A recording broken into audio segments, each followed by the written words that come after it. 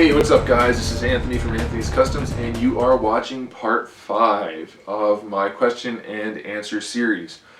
Guys, this really sent in a lot more questions than I realized and it's taking longer to go through them, so you guys get more videos. I hope you like it. If you don't, then you shouldn't have asked so many questions. Let's get started. First we have Christopher Attis, who would like to know if anything in customizing ever gets me really frustrated. Yes, sometimes dealing with joint rub is a big pain in the butt, but that's usually deal-withable. The other thing that really bothers me is loose joints, because some joints you can fix and tighten, but some joints you really can't fix effectively. So that drives me nuts. But on a more general note, pretty much in every custom I do, I hit a stage where the figure irritates me. I'm tired of working on it, and I get this feeling of it not being as good as I want it to be. And that might just be me being anal retentive and wanting everything perfect. I don't know, but I hit that stage with just about every figure, and I end up getting past it obviously and finishing the figure, and they end up okay. But at some point, I always have this sort of animosity towards the figure. I don't know if other customizers go through that, but it gets to me every time just about. Especially on figures that take a long time to finish, they end up wearing on me at some point. Alright, Arthur Curry wants to know, I wonder if that's Billy in disguise. If you guys know Billy, you know why I'm saying that. Are you planning on getting any of the new DC Collectibles action figures with added articulation coming in 2014? Nope. I do not collect that scale of figures, and I don't plan to start. So unless they start to shrink them down to the 6-inch or 1/12 scale, I'm not going to do it. Red Green asks, am I a Marvel or a DC fan, and why? Yes, I like both. I like Marvel. I think overall they have more characters that I like. Their storylines I like them for their fantasy element. They're a little bit more fantastical. Even with the more hardcore series like X-Force, there's an element of fantasy. I can't think of any other way to put it, so I really like that. And then for DC, I like that their stories tend to be more grounded, more realistic. You guys know Batman's my favorite character, and even though there's obviously a lot of liberty taken in his stories, because he never, I can't say he never has a problem, but realistically, Batman being a guy in a suit, no matter how much money you have, you can't be as good as Batman, even though he's Batman. So I do like Batman, obviously, though, and I like the fact that most of his rogues, most of his bad guys are more realistic people, realistic characters. They're not always aliens or superhumans per se. So I like both sides of the spectrum for different reasons. If I had to pick a side, I'd say I lean more towards Marvel, even though Batman's my favorite. I don't know, it goes back and forth. We have a bunch of questions from this user, so I'll try to proofread them as I go, but there's a whole bunch, so we'll see. From Alpha Proto, this is the person asking, how did I learn to sculpt? By doing it. I didn't take any classes. I haven't really watched any tutorials or anything. I just got into it. I got dirty, I got my hands dirty, so to speak, and just practiced and learned from experience. And that's what people always ask me, can you teach me how to sculpt? No, I can't. I can tell you to go do it, and then you'll learn what works for you. That's really the best way to do it, I think. Sure, there are technical aspects, but you'll get that on the way. You can't replace experience for somebody telling you how to do something. What are your favorite scale customs to create? 6-inch, that's almost all I do. Alright, most of this is custom oriented. So here's one that I will do though. What custom figure are you looking forward to making in the future? I have a customer who is going to let me tentatively, we haven't set it in stone yet, but he's a returning customer, so I'm hoping for it. He's going to let me make my own design for a Spider-Man villain who I am quite fond of. So I'm really looking forward to that. I don't want to spill the beans on it yet, but I'm looking forward to that. Let's move on.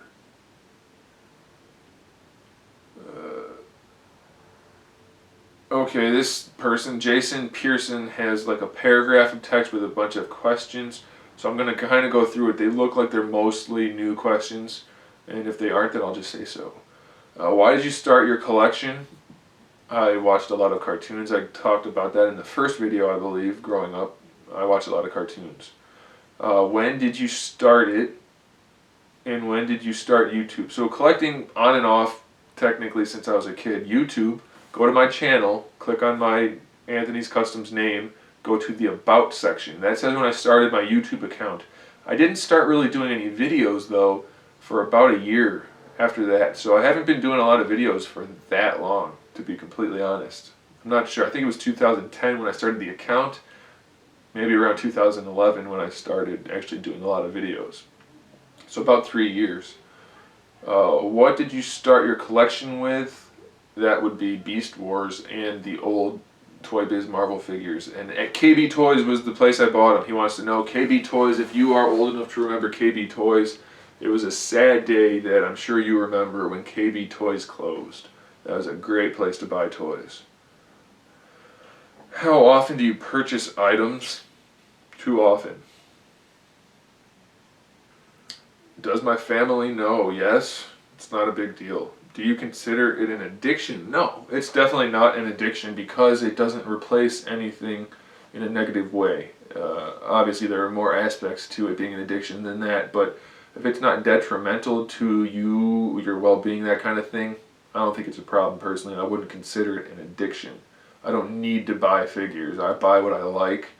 For some lines I complete them, but only because I want to complete the line, not because I need to. You know, like some of them, even the completed lines, there are figures I could still add, like prototypes. Everything I buy has a decision in buying it or not, so I don't think, personally I don't think it's an addiction. And those are all of his questions, so there we go. Mr. Shaq already asked something I already answered. Jose Hernandez wants to know if I have the Wrestler Spider-Man figure and if I'll review it. I do not, so I cannot. Kal-El asked something I already answered. My favorite figure, I've already talked about that. Here's a good question. Orlando Edison wants to know what was my first Marvel Legends action figure. He actually kind of asked a different question, but I've already talked about it, so I'm going to tweak it and answer that. My first Marvel Legends action figure was Astonishing Cyclops, I think. I bought it loose at a collector's shop because I thought it looked cool. I liked the added articulation because I hadn't really been collecting too much at that point, if at all. And so I thought it was cool that they had all of the cool new articulation. So I bought it. I like Cyclops. I used to like him a lot, not so much anymore. So I bought that one, and then everything else came after that. It's horrible. It's a snowball, and it rolls really fast once you get started, guys. Xeno8484, what got me started on customizing? I already talked about that, so you can get your answer in one of the other videos. Here's kind of an interesting question from Morbid Curiosity. Will you have a pricing guide that gives people a rundown of all the cost that goes into making customs? No, because most of it is subjective. I don't buy almost anything. I buy almost nothing at retail. It's almost always through eBay for parts. And then the supplies all vary from figure to figure, and the time and labor, technical difficulty, all that kind of stuff is different for each figure, so I can't do that. Here's another question from the same user. What IPs do you want to see figures for that haven't been made yet? Well, technically, Mass Effect already has figures out from the PlayArts line in particular, but I would like to see them finish out a few more characters. I'm hoping with the next release from Mass Effect, hopefully it's a sequel, hopefully we can get some characters from PlayArts that we don't have already. I would really like that. Everything else I like pretty much already gets figures, so I don't have to worry about it too much. Apollo Uno wants to know if I have any tips for fixing loose joints. No, because even for me, fixing loose joints is a total pain. It's almost never effective unless you really know what you're doing or really want to spend a lot of time on it. So there's no good way to fix them. Super glue, nail polish, those kind of things work sometimes, but I can't say I recommend it. So there's really not a good way to do it. You should show your figures. That's not a question. Durango Fett, pretty regular viewer, wants to know if I was always good at customizing. That's a weird question for me to answer, but I'm gonna say I wasn't great. I mean, that's really up for other people to decide, but obviously I started out and there's a learning curve. So I don't think I was bad when I started. I think I got the job done. I was effective. I wouldn't say I was particularly good at it when I started, but I mean, you got to start somewhere, and then you move forward. And if you put the effort and energy into it, and you maybe have a little bit of skill naturally, you should be able to become more proficient as you move forward. So we'll leave it at that. Can't really answer that without sounding like a jerk. So I'll just leave it there. All right, what was my first custom ever? Not counting using tinfoil to make armor for action figures and using a Sharpie to add details when I was a little kid. Technically, my first custom was a repainted NECA Street Fighter Ryu. I made an evil Ryu figure. That was just a little bit of repainting. Then I did repaints for the 12-inch Spartans, 12-inch Halo 3 Spartans. Those were all the same time period. The first figure that I actually sculpted and did any sort of real work on other than paint was I took a NECA Ken. I resculpted the face and the shoulders and the chest and made, and the wrists and the head and the hair. I made a DJ figure. That was my very first full custom, even though it was fairly basic. Same user wants to know what my favorite Marvel Legends figure is. That's a really tough one. There are a lot that I like a lot. There are a lot that I don't care for. And he also wants to know my least favorite. My least favorite is probably...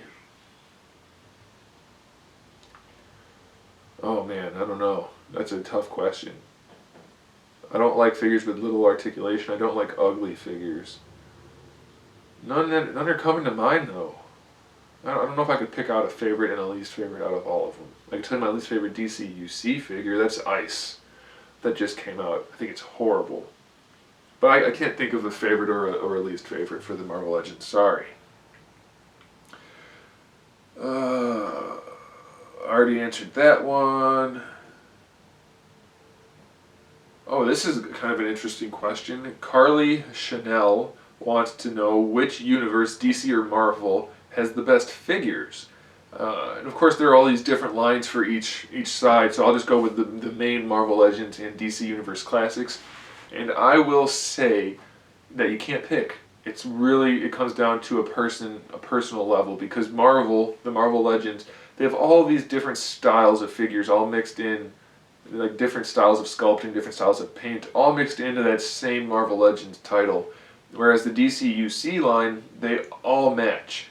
And not because they just have the same molds, but they all have generally the same style. So I really do appreciate that. And a lot of people don't like the DC figures because they all blend together. They all have the same parts, kind of.